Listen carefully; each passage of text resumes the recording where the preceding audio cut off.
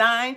This is a space where I share tips and hacks to help you design your life and your home your way. I'm Denise Joy.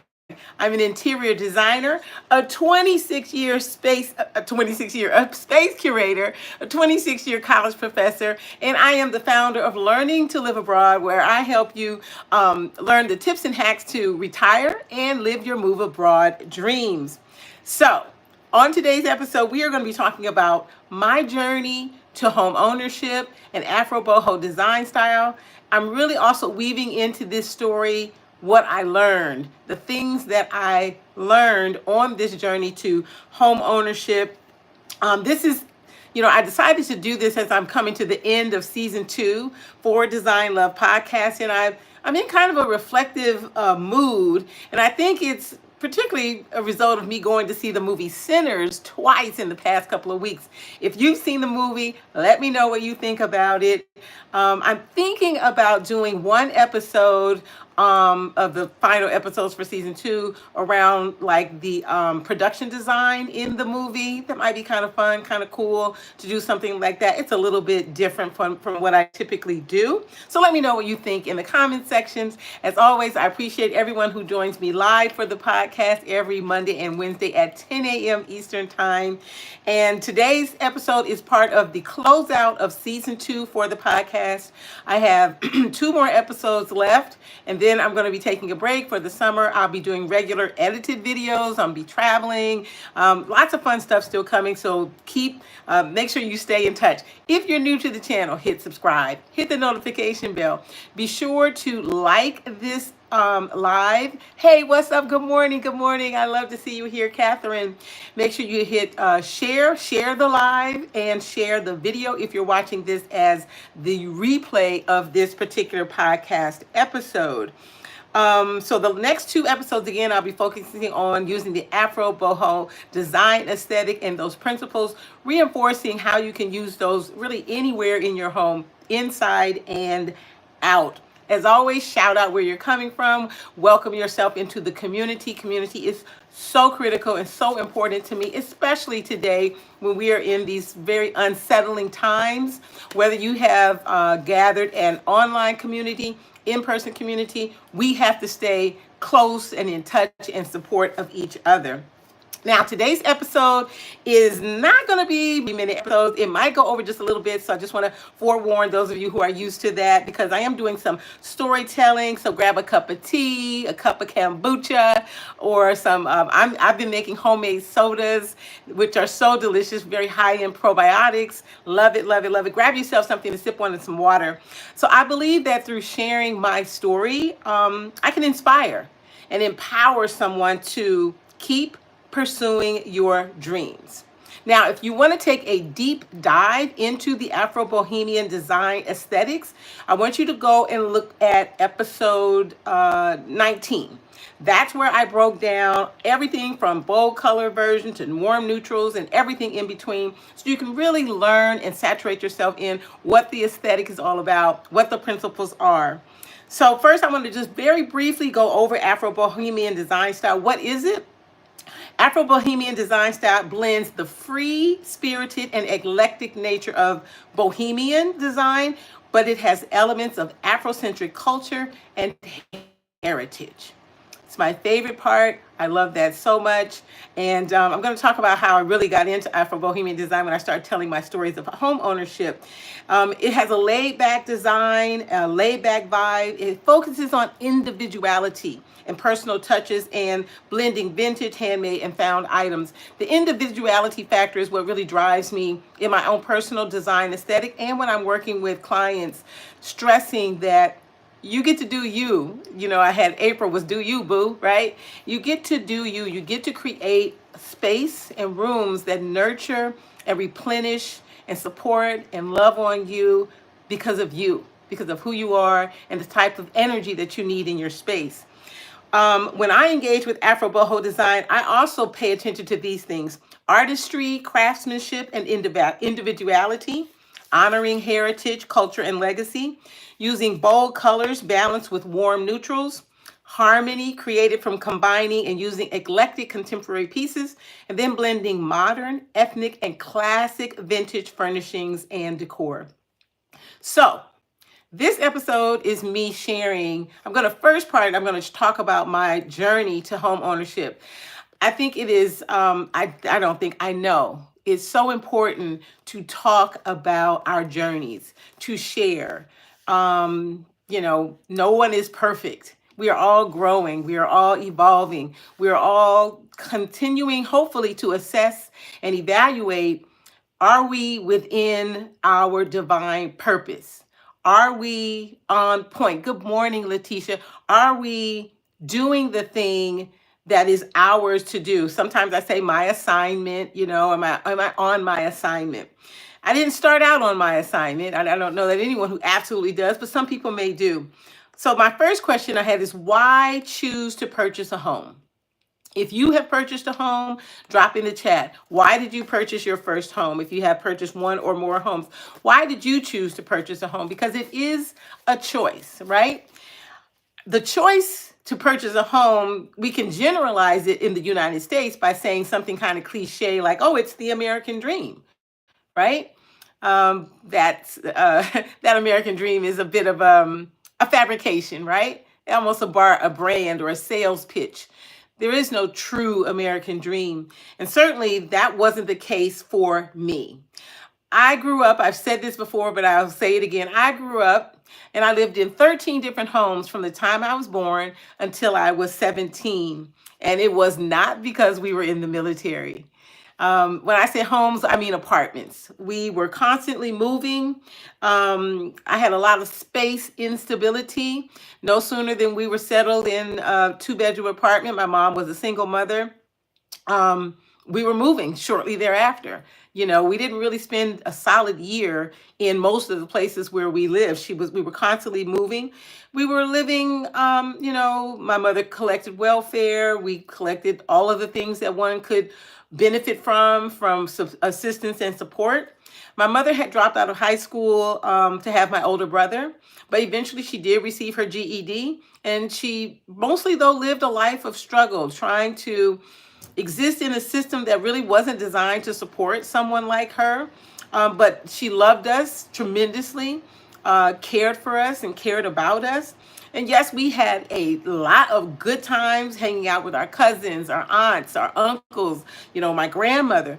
But it was tough moving all of the time, going to a new school. Now, let's talk about a few benefits real quick. Like, I know, it feels like I know everybody in my generation where I'm from in Nebraska, because I moved all the time and I was in different schools all the time. So I got to know so many people. I was involved in sports and, again, got to know so many people from living in so many different neighborhoods. But let me be honest. I actually thought I would never own a home.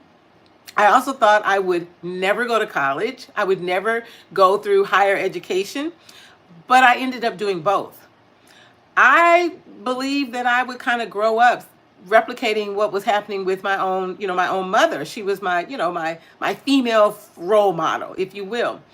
And, it's not really a sound bite. It was the narrative that I saw, even though my aunts, they were all married. All my mother's sisters, homeowners. My grandmother owned her home. So it wasn't like I didn't have other role models.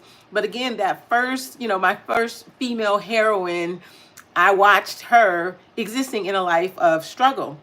And for some reason, I really couldn't see farther than the imprint my mother's life was having on me. But what saved me, y'all, was I love to read books. Now, this is my journey. Your journey may be different. Drop in the comments. Let me know. Again, are you a homeowner? What made you choose to buy a home? But I was a book reader, and I love to read books. I read tons of books throughout the school year. We'd have a book reading contest during the summer. I always read way past the number of books that we had to read. And reading books, the art, reading books, stories that have narratives that are different than my own, opened me up to my imagination. Books opened me up. They exposed me to dream and to be empowered and to create a kind of world that I could imagine and then I could eventually live in. When it came to purchasing a home, I was a novice and I was afraid. I discovered that purchasing a home really for me had a lot to do with trusting myself, listening to my intuition. In fact, I almost made a huge mistake when I purchased my second home, but it was listening to that small, still, powerful voice that saved me. Okay? When I purchased my first home, it was to push myself to evolve. I knew that I was afraid. I knew that I was still locked in a mental paradigm that no longer served me. So as they say, do it scared or do it afraid. I took the leap, and it was messy. My leap was messy. I took the leap and I tumbled and I fell and I scrabbled around. I skinned my knees. I skinned my elbow. I didn't chip a tooth, but I darn near did. But it was messy. But I kept going. And I not only purchased one home, I now have purchased 3 homes over the past 23 years. Now, I didn't have a lot of money. In fact, I had virtually no money.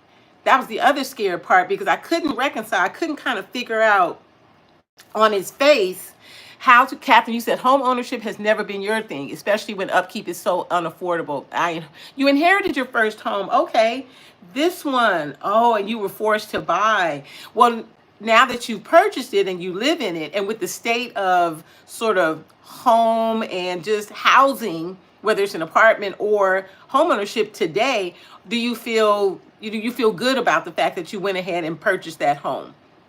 These conversations are so important. Thank you so much for sharing. I really appreciate it, and I know the community appreciates it as well. So when I first started out, I had very low confidence. I was afraid of predatory lenders. Like I had latched on to this term. I don't want to get taken advantage of by predatory lenders. Well, honestly, I had not done that much research or learning. I didn't really know that much. I think I just heard some commercials about predatory lenders, and that got me even more scared. Like I was so afraid. I felt like they were like the boogeyman. But it was the first encounter with a real estate agent that taught me I had to trust my gut. It was 2002. I had a very tiny budget, and I was able to qualify for a mortgage of 135K, hoping restoring Louisiana help with repair. Oh, yes. Yes, you said a couple of episodes ago, you're looking to a senior community. That is wonderful, right? Maybe we'll do some episodes talking about assets and things like that, because I had to educate myself on all of that. I just didn't have anyone being an example or teaching me or passing down that legacy information. So I had to teach and learn it myself. But I had a small budget of 135K. Yes, just 135K in 2002.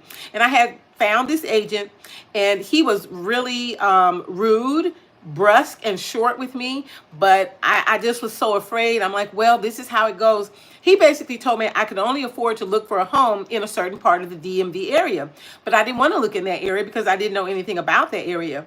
I had moved to the DMV to go to college at Howard University, so I really only knew about Northwest and Northeast DC, where I had had my apartments and everything when I lived off campus. And yes, I did get my college degree, even though I never thought I'd go to college. I went on and got my MFA, my Master's of Fine Arts degree. Again, never thought I would do that. So inherent in this story, there is perseverance, trust, learning oneself, pushing past your own limiting beliefs and the things that you've been taught or acculturated to believe about yourself. So I believed this guy. I let him start taking me around to places. None of the places I was interested in. He was super pushy, just wanting me to go ahead and sign a contract. So I started to look on my own. Now, this is way back when it was the newspaper, right? So I started to look on my own. I found a couple of homes that I felt, okay, they were in my range. They were not huge fixer-uppers, but they needed the kind of work that I felt I could learn to DIY. So here we're talking about the start of my kind of fix-it DIY. I used to always paint apartments because, hey, if I was going to live there, I would do the design fee. You could pay a design fee, and I would always paint the apartment because I wanted it to look, have the vibe that I needed. So anyway, I started to look for these houses. Catherine, it's the not knowing. It's scary for you. Reading reviews on apartments, car break-ins, home invasions, a lot. Right? Yes, I feel you. Yeah, it's 50-50. I read a lot of posts on social media where people are saying, I could never purchase a home. It's the upkeep, things like that. But there's home warranties. There are some things that you can do to help support and offset some of those upkeep costs. And again, some of that is just getting a little bit, familiar with some DIY. There are a lot of things I have learned that you can do on your own. I'm the queen of watching something on YouTube and like, okay, I could do that. Not minor fixes and things like that. But that's not everybody's cup of tea, and I respect that. I definitely respect that. So I started to look for houses in the newspaper, and I found 3 homes in Northeast. But every time I put in a bid, to purchase, I was outbid. So I was dejected. I was like, oh my God. So he took me to see one house, and I took my son because my son was 8, 9 years old at the time, and we both didn't like the house. But I let the real estate agent pressure me, and I signed the contract. So a day went by, and I'm kind of like moping around, and my son said, "Oh, Catherine, I appreciate that, girl. I be reading, studying, and learning and finessing so I can get better." So my son said to me, he didn't like the house, and he could tell I didn't like the house. He basically questioned, why did I sign the contract? Now, this is a young child, and he was right. In other words, my son was saying, why did you go against your inner knowing? Why would you do that? And, I was a little bit embarrassed, like, wow, here's my child, my son, saying, what are you doing? And then it quickened in me because I said, Denise, you are exempling to this evolving, growing, and yet also brilliant young person. So I called the agent and I said, listen, I knew I had 3 days to change my mind. And I said, I need to get out of it. Oh, he was pissed. So after he got me out of it, then I fired him. So I went one better. I knew I shouldn't have been working with this person. So then I start to go around and just look at houses in the DMV, right? Because I knew that I wanted to live in a certain kind of community and neighborhood. So I found this area on the northeast side of DC, but it was in Maryland, called Mount Rainier. And like a couple of little small, Brentwood, North Brentwood, these small little towns. So I started to drive around because those communities made me feel like I was back in Nebraska, where I grew up, and kind of how our homes were structured and things like that. So one day I was driving around. This is how I got my new agent. I saw a for sale sign in a yard. Now, do not do what I do, y'all. Again, I was just going with my gut. My gut was like, go up there, knock on the door, and tell the person you're looking to buy a house, and you see the for sale sign, would they mind showing you their home? Now, of course, you would do this normally with an agent, setting up a scene. But again, I was learning to trust my intuition. So I did. I knocked on the door. The homeowner was like, sure, yes. So we're looking around. And as they are taking me through their home, they had so much pride in their voice, like love. I blurted out, well, kind of the way you are talking, it doesn't seem like you actually want to sell this house. And guess what? They said, you know what? You're right. Honestly, I was getting ready to call the agent and say, I want to take the home off the market. So then I said, well, do you like your agent? Because the sign was in the yard. They said, yes. I said, great. I'm going to call them and tell them about our story, and that I want to hire them as my agent. So they'll be losing your contract, but they're going to get me. I can't make this stuff up. It's exactly what happened. I went and met with the agent. She was amazing. Everything that I needed. She was phenomenal. She was the agent for me. So now I feel really more confident because I'm trusting myself. I'm listening to the wise, sage advice of my own child, because in my inner being, I knew that he was correct, right? Absolutely, Catherine. There's so many wins in these stories. So I actually was working 2 jobs at this time, and I was cast in a play as an actor at a theater called Woolly Mammoth Theater. So I literally was just overloaded because I needed to keep making money. I also had student loans. This is another part of the story, but I had $80,000 worth of student loans. I mean, a ton of money. I had gone to undergrad, I had gone to graduate school. And again, that was the way that I, quote, could afford to go to college, because remember, I never thought I could. I thought, who's going to help me pay for it? Well, I had to pay for it myself. So I'm working all these jobs to do my student loan payment and everything. And we had been looking at houses with my new agent. And again, same kind of thing. I was getting outbid, but it was a whole different experience. How she actually educated me and helped me to learn and train myself. So I told her the play is going to open up. I need to take a break from going to look at homes. But I was in the habit of every Saturday getting the newspaper, yes, back with the newspaper, and I would look at the housing for sale section. So I did that, and I saw this tiny, I mean, it was tiny. It was more than like 3 sentences. House for sale, Brentwood, Maryland. And it had the address and a tiny little description. And it said that there would be a fireplace. And I wanted a fireplace because my aunt's house had a fireplace back home. And I used to tend the fire, make the fire. Being at my aunt's house also gave me a love for wanting to have my own home, in addition to having moved so much. So I called up the agent and I said, hey, why didn't you show me this house? She says, what house? So I sent it to her. And she says, oh, that house is not listed in the MLS. And that agent for that house worked in the same office. So she walked down the hall, talked to the agent. The agent said they were trying to wait to put it in the MLS because the homeowner had a friend who was going to buy the house, but the sale fell through. They said, go see the house today. I jump in my car, meet my agent. I walk in. As soon as I walked in, this is the my first house that I bought. I said, this is my house. I know this is the house that I can do some work in. And the house was a little bit over my 135. It was 145. My agent hooked me up with a mortgage lender who just did their magic, got me that mortgage lender. Yes, multiple listing. Yes. And so I was able to buy that house with nobody bidding against me.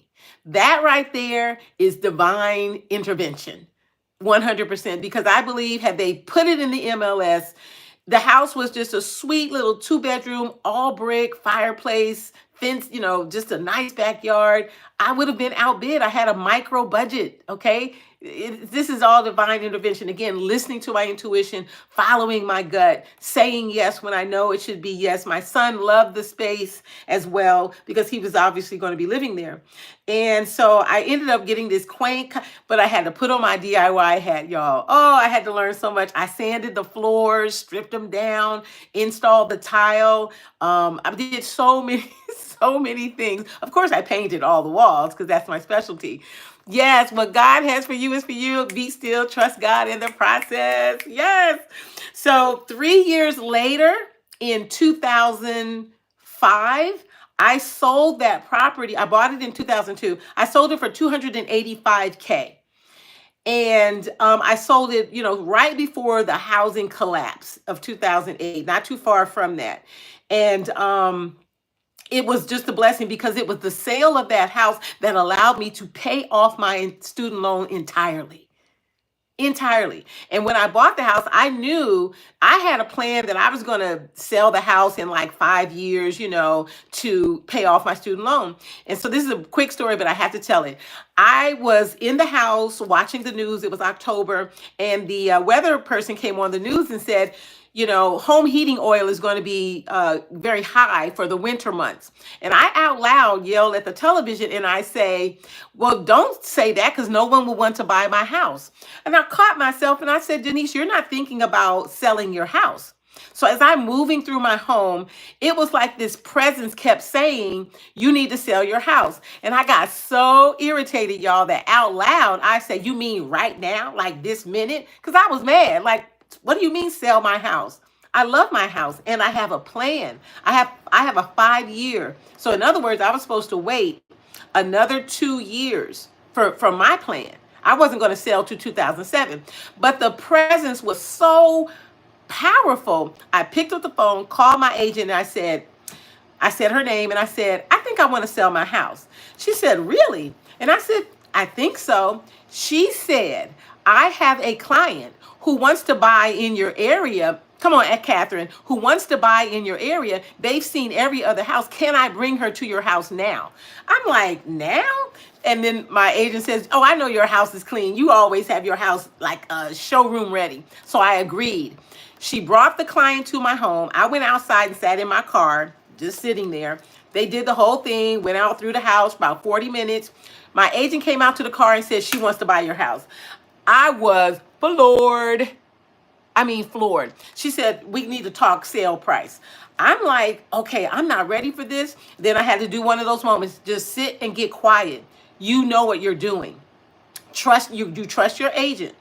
We had a conversation. She said that price. She said 285. Now remember, I paid 145. I was just floored. Like, wow, this is like magic. She talked about the market. She had done the comps, blah, blah, blah. She signed that woman signed the contract that day. I had 30 days to move, y'all.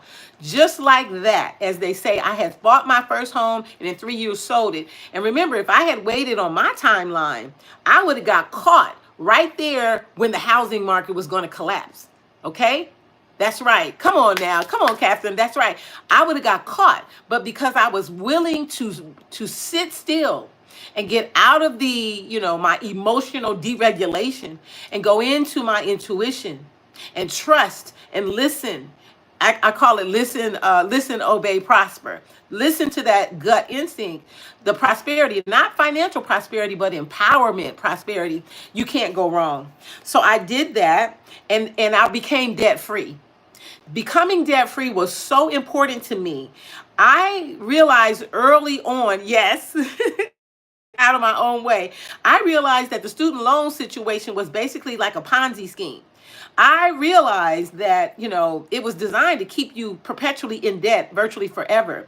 So I was so glad, so grateful that I paid off my entire student loan debt.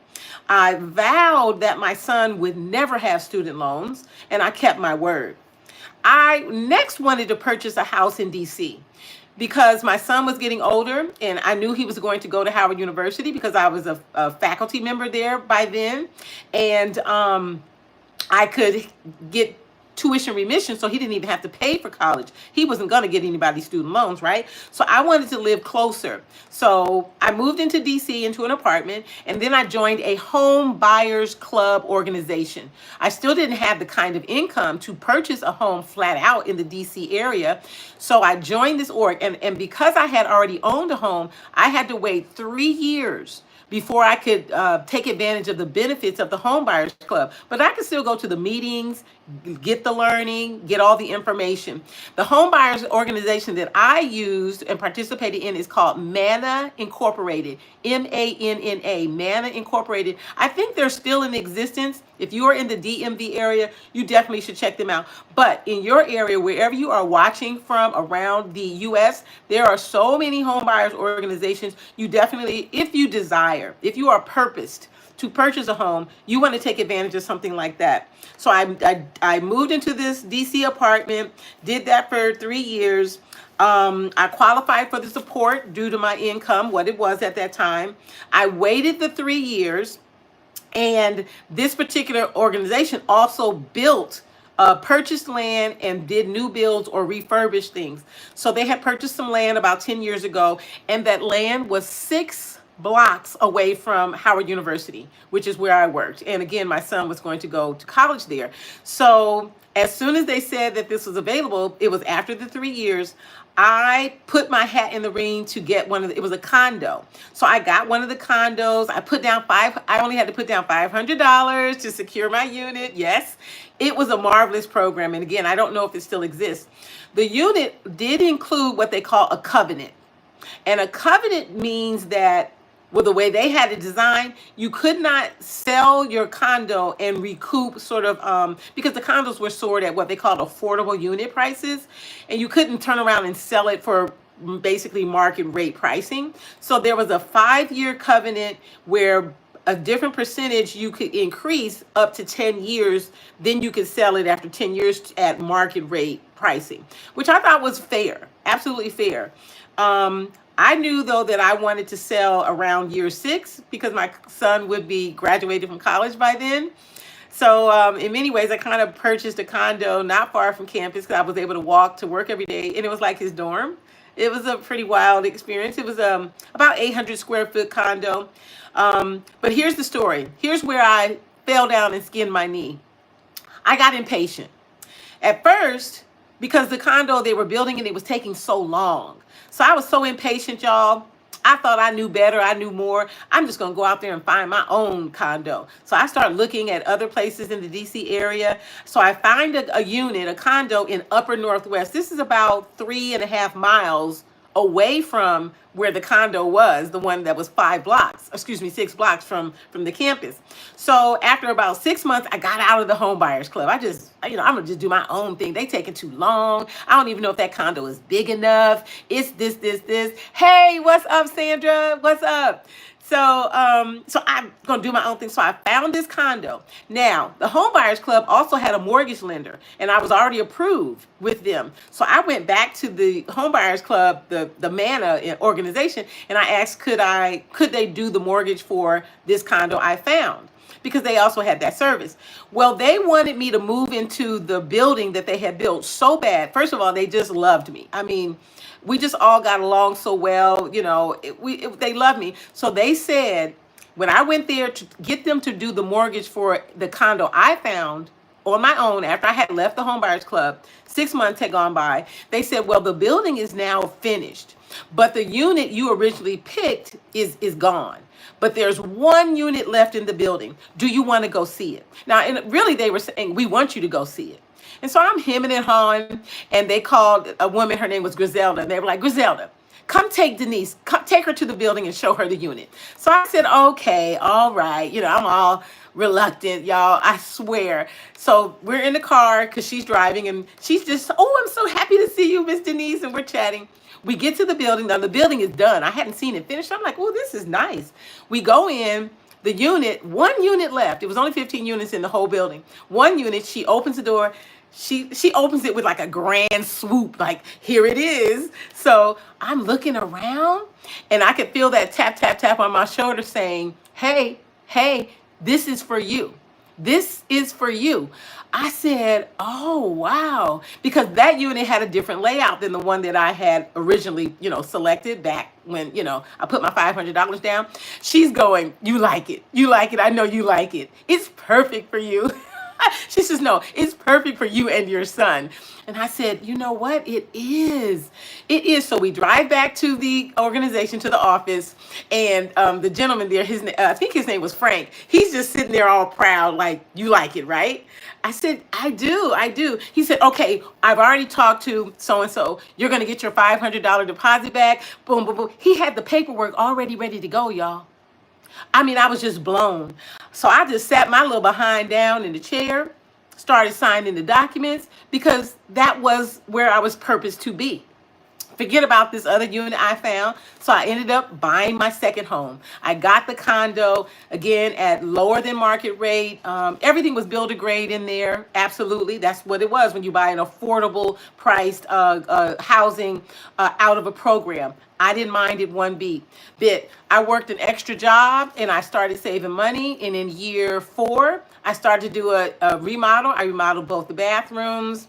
Of course, I painted everything. I had wallpaper installed, the whole thing. It was just turned out beautiful. So that was where I really began to really put my first Afro Boho imprint on a space. But I wasn't calling it Afro Boho because I just called it modern vintage. And I always added heritage and culture in a space naturally. So that was around 2000. Yes. Ooh, not being patient. I mean, I just throw my hands up and say thank you to a presence, a being, a higher presence than I could ever think, guiding me and saying, hey, you're about to make a left turn when you should be going right. I hope you'll listen. So learning to listen again has been so important. So I ended up, after 6 years, I did sell the condo. I was able to sell it at the market rate. And again, I had a percentage part of the percentage, I couldn't recoup that. I had to gift that or give that back to the organization because they didn't want it to become like a flip situation. You know, people buy a property, they get the lower price and they flip it at market rate. So, and again, I didn't mind that at all. So then I took the proceeds and I purchased my 100-year-old bungalow, which is the anniversary or birthday of my house. This year is 100 years, and I purchased. Now, this was the most fixer-upper that I ever purchased. I ended up purchasing this 100-year-old bungalow, but let me tell you how I found it. I had the same agent. Remember, she was awesome. So we were looking at properties and I wanted to move back to that Maryland area, the Brentwood, Mount Rainier, because I loved it. There was something special. I was drawn to this area. So we were looking. Now, prices are totally differently priced now. It's not 135, not 145K. We're in the 300 range. So I took the proceeds from selling the condo and I knew that I would have enough to put a very healthy down payment down so that I could purchase. Oh, don't get that right agent, Catherine. Absolutely, get that right agent. I mean, that's the game changer. That I wish that you lived where I live because I would definitely refer you to. She's still my agent. You know, that's how I think of her. She's amazing. I think she's at around 30 years in now, and she's just a sweetheart too. She's a good people person. She's not gonna steer you wrong. So I was looking in the newspaper again, and well, actually, it was online. And I said, there's a house that I want to see. And we were able to see it before the open house. So I put an offer in, but the homeowners, which this is appropriate, they said, well, we're going to wait and do the open house because they wanted to see who else. Well, it ended up being 4 offers. So you call that a bidding war, right? And I ended up writing a letter. That's something they tell you to do, you know, in the real estate. I wrote a letter about my story.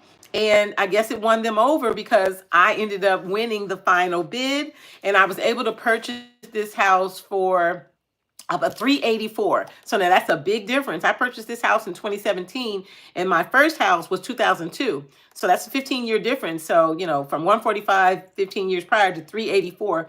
But again, I was able to put a nice down payment down on the home and just really set me up because this was going to be my forever home for me.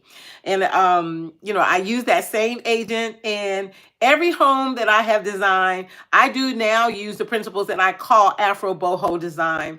And of course, when I first started it, I didn't call it that.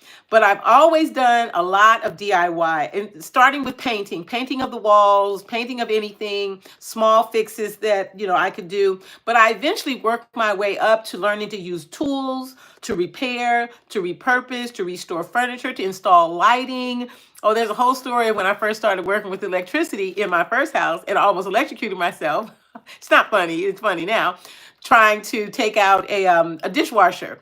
The whole thing about me reading the panel wrong, y'all, listen, it's not for the faint of heart. But luckily I had on the right kind of clothing, safety gear. Anyway, it's safety first. So now if I work with something with electric, I turn off the panel entirely. Just turn it all off, right? Not just trying to read all the little buttons. So if you're inclined to do that, make sure you always take safety precautions.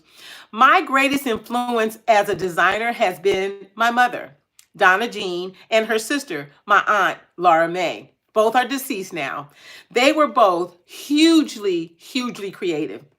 Remember, my mother had, got pregnant at 16, dropped out of high school. She set a trajectory for her life that was very different than my aunt's, but they were both tremendously creative. My aunt was a visual artist. She was a undercover interior designer. She would paint and she put burlap on all the walls in one of her rooms of her home, painted on it. It was just gorgeous and stunning and so creative and innovative.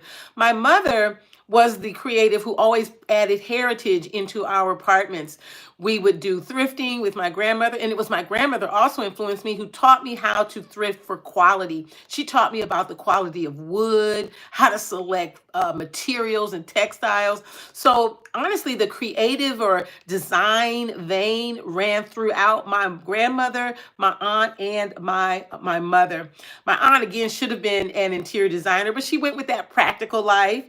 And she was a homemaker and she had different little odd jobs. My mom loved African masks.